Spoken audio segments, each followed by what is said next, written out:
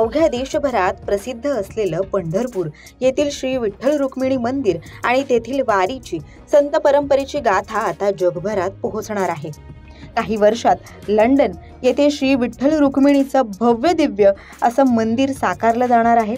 Chef Vishnu Manohar आणि व्यवस्थापन तज्ज्ञ व LIT विद्यापीठाचे प्रधान सल्लागार मोहन पांडे हे या मंदिर समितीचे सदस्य व भारतातील समन्वयक आहेत। याबाबत अधिक माहिती देताना शेफ विष्णू मनोहर म्हणाले की अमेरिका, युरोप, लंडन येथे इस्कॉन, अक्षरधाम, बालाजी तसंच राजस्थान येथील देवदेवतांची मंदिरं आहेत। मात्र एवढी जुनी संत साहित्य परंपरा असलेलं पंढरपूर येथील श्री विठ्ठल रुक्मिणीचं मंदिर तिथे नाही।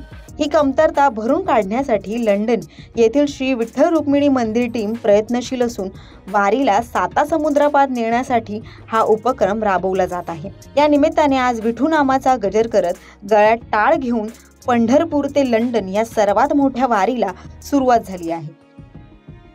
आज पंढरपूर क्षेत्रावर 22 देश करत त्या दिवसात लंडन मुक्कामी जाणार आहे। तिथे आपलं भव्य असं मंदिर साकारवायची आमची इच्छा आहे। आशीर्वाद राहावा।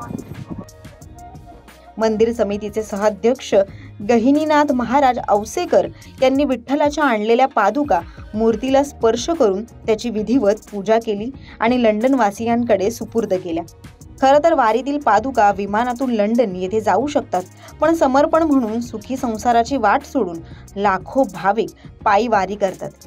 ही बाब लक्षात घेऊन वारीची योजना करण्यात आली आहे। त्यानुसार आज पंढरपूर येथून वारी मार्गस्थ झाली आहे।